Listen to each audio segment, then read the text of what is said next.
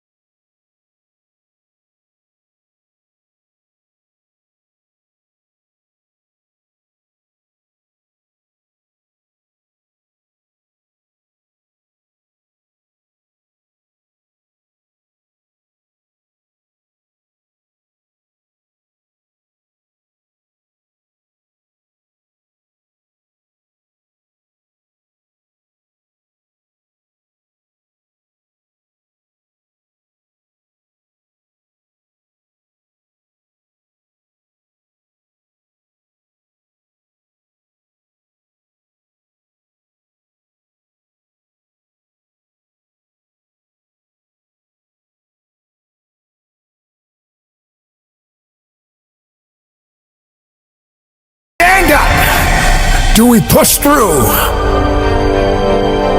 Those are the questions that we ask each and every day when we are faced with adversity. Hard times create tough mass. Tough mass creates tough characters. But you got to carry on. So when it gets tough, you gotta get tougher.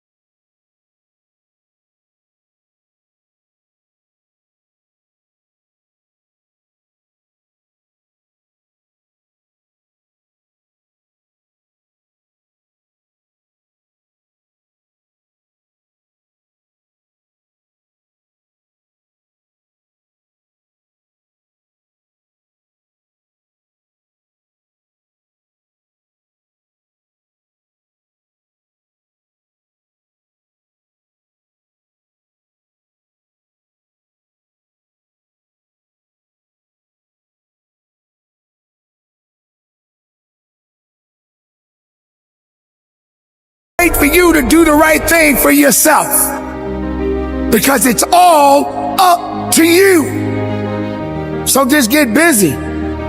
You are on your way. Success doesn't have time for your excuses. Success doesn't have time for your lazy.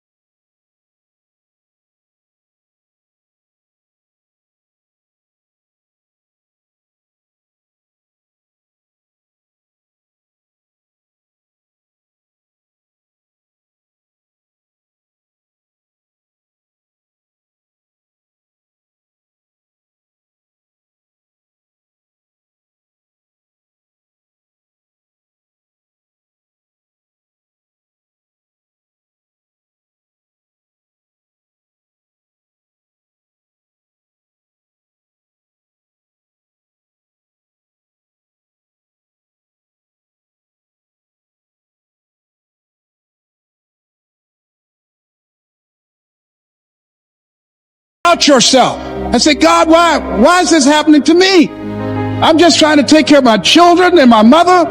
I'm not trying to steal or rob from anybody. Why did this have to happen to me? For those of you that have experienced some hardships, don't give up on your dream. There are rough times are going to come, but they have not come to stay. They have come to pass. Greatness is not this wonderful, esoteric, elusive, godlike feature that only the special among us will ever taste. You know, it's something that truly exists in all of us. It's very important for you to believe that you are the one. Most people, they raise a family, they earn a living, and then they die. They stop growing, they stop working on themselves, they stop stretching, they stop pushing themselves. That a lot of people like to complain, but they don't want to do anything about their situation. And most people don't work on their dreams. Why? One is because of fear. The fear of failure. What if things don't work out? And the fear of success. What if they do and I can't handle it? These are not risk takers. You spend so much time with other people. You spend so much time trying to get people to like you. You know other people more than you know yourself. You studied them. You know about them. You want to hang out like them. You want to be just like them. And you know what? You've invested so much time in them, you don't know who you are. I challenge you to spend time by yourself. It's necessary that you get the losers out of your life if you want to live your dream. But people who are running toward their dreams, life has a special kind of meaning. When you become the right person, what you do is you start separating yourself from other people. You begin to have a certain uniqueness. As long as you're following other people, as long as you're being a copycat, you will never ever be the best copycat in the world. But you will be the best you could be. I'm telling you to define your value. That everybody won't see it. That everybody won't join you. That everybody won't have the vision. It's necessary to know that you are an uncommon breed. It's necessary that you align yourself with people and attract people into your business who are hungry, people who are unstoppable and unreasonable, people who are refusing to leave life just as it is and who want more. The people that are living their dream are finding winners to attach themselves to. The people that are living their dreams are the people that know that if it's going to happen, it's up to them. If you want to be more successful, if you want to have and do stuff you ain't never done before, number two, I'm asking you to invest in you. To invest in you. Someone's opinion of you does not have to become your reality. That you don't have to go through life being a victim. And even though you face disappointments, you have to know within yourself that I can do this. Even if no one else sees it for me, I must see it for myself. This is what I believe, and I'm willing to die for it. Period. No matter how bad it is or how bad it gets, I'm going to make it. I want to represent an idea. I want to represent possibilities. And some of you right now, you want to be, you know what I'm saying? You want to go to the next level. I want to counsel. I want to be an engineer. I want to be a doctor. Listen to me. You can't get to that level. You can't get to the level economically where you want to be until you start investing in your mind. You're not reading books. I'm challenging y'all to go to conferences. I dare you to invest time. I dare you to be alone. I dare you to spend an hour getting to know yourself. When you become who you are, when you become the person that you were created to be, designed to be who you were designed to be, when you become an individual, what you do is you take yourself and you start separating yourself from other people. I challenge you to get to a place when people don't like you, it don't even bother you no more. Why? Because you're not concerned with trying to make them happy, because you're trying to blow up. You're trying to get to the next level. I need you to invest in your mind. Invest in your mind. If you're still talking about your dream, if you're still talking about your goal, but you have not done anything, just take the first step.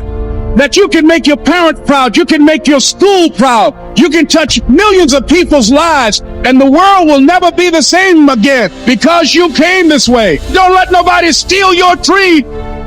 After we face a rejection and a no, or we have a meeting and no one shows up, or somebody say, you can count on me, and they don't come through. What if we have that kind of attitude? The car's repossessed. Nobody believes in you. You've lost again and again and again. The lights are cut off, but you're still looking at your dream, reviewing it every day, and say to yourself, it's not over until I win.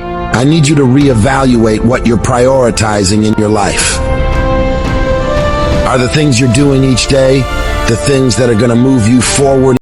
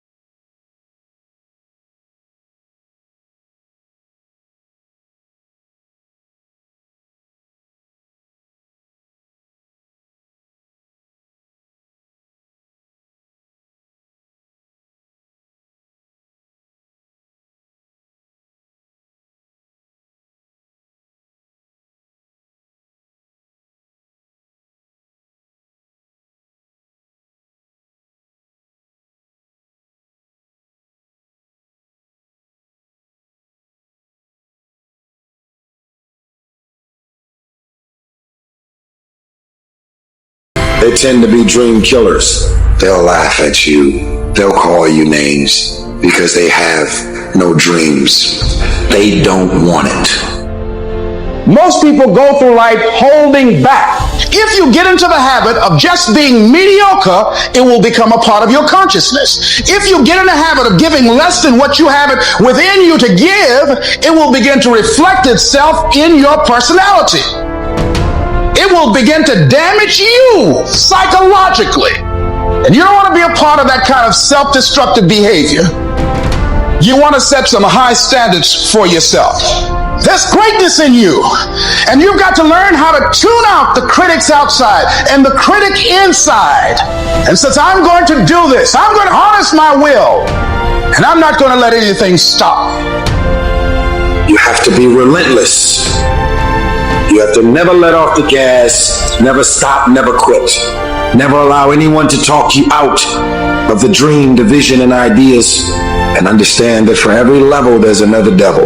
It is the devil's job to create challenges, issues, and conflicts, insecurities, fear, because he wants to put you to a test.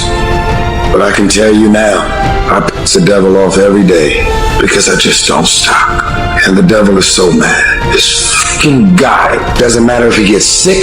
It doesn't matter what happens to his money or his finances. Every time he gets out of his bed and he's on a mission to get it done. And as you begin to look at your life, decide that you're going to start working on that dream. You're going to work and nurture that idea. Now, there will be people that will criticize you. There will be people that won't see it for you. But I say to you, don't let nobody turn you around. You don't need anybody to understand it. You don't need anybody to approve you. You don't need anybody to say, go ahead on and do it. If you get that, that's fantastic. If you get that encouragement, that's great. But I say stand up within yourself boldly and say, this is my life. I'm controlling my destiny. I've never seen problems last forever. The only constant is God. Move at your own pace. Stay strong, be patient, plan well, work on yourself. Confidence is your power. Own it. Dream big.